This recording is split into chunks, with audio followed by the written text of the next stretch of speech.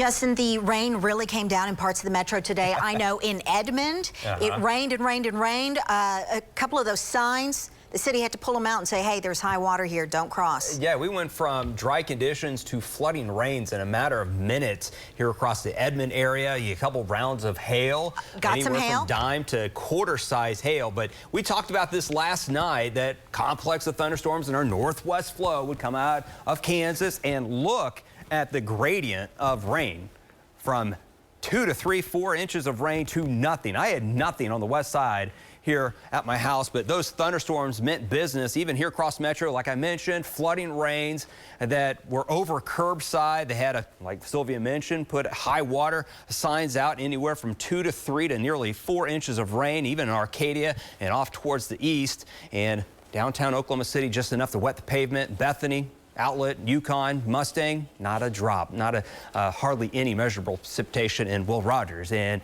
again, that was night 1. This is night 2. We'll probably have at least 2 more nights after this of the possibility of more complexes of showers and thunderstorms move across. There's our old complex, cool, rain-cooled, stable air, and you can look at visible satellite and you see these wave. They're kind of flat, but they're kind of wave-looking.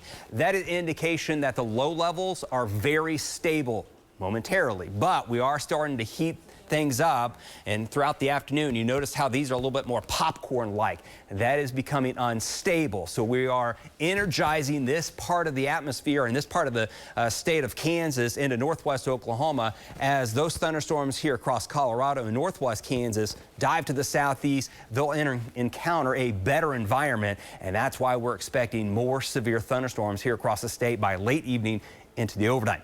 Right now here across Oklahoma City, our rain does not arrive until after midnight, so A-OK here across central Oklahoma to just go about and enjoy your Sunday evening. 79 degrees, a southeast wind at around 20 to 25, and that southeast wind will increase the humidity, the dew point will rise, and it'll feed those storms. As you can see from Guthrie, a beautiful late afternoon from Pike Pass Skycam Network. Temperatures 80s and 90s because you didn't see the rain-cooled air off towards the west, so it's hot out there to the west, but that rain-cooled air felt nice here across central and eastern Oklahoma. Temperatures have been held in the 60s and 70s. There's that little conveyor belt of the higher moisture content, and those storms will like to feed off those higher dew point levels, so that is the kind of the railroad track that these thunderstorms will try to form on and go down. These thunderstorms across Colorado will probably dive to the south. It's here and then down towards Dodge City, and like I mentioned, becoming more unstable, and those thunderstorms will gather strength and then head down towards the south, probably as early as 9 o'clock, 10 or 11, just depending on the speed. We'll see those thunderstorms start to impact Woods County and here across the northern half of the state, and then they'll dive off towards the south and east. Woodward, you're going to be on the west side of the complex of showers and thunderstorms as it looks like right now, but things can change. Again, these big complexes can move a little bit further west and south than what the models say. But nonetheless, from Cherokee to Ponca City to Kingfisher to Perry, a good chance of showers and thunderstorms. They are dealing with some warmer mid-levels, so that'll kind of put the brakes on, and they'll kind of want to push to the east, less of a stoppage or the barrier to deal with. So here, Oklahoma City down towards Ada and points off towards the east. Wind threat and a hail threat with these thunderstorms, and like today, a very heavy rain threat. Here this evening, over the next couple of hours, a very small chance of an isolated shower and thunderstorm. Marty Logan and Valcaster are up there right now.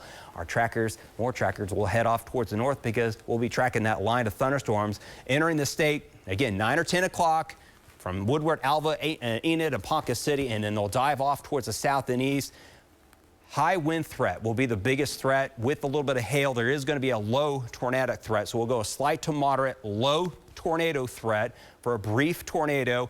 And again, hail, especially early on, quarters, maybe a couple golf balls, nickels to quarters here across Metro. And again, that damaging wind threat as they come and slide to the southeast could be as high as 70 to 75 miles an hour. 60s and 70s overnight, 80s and 90s as we get rid of morning clouds, afternoon sunshine, and another cluster of showers and thunderstorms moves across the state tomorrow night into Tuesday morning as highs will remain into the 80s. Tuesday, Wednesday, Thursday, cold front comes in on Friday. We clear out the chances of rain and see a beautiful weekend with lower humidity.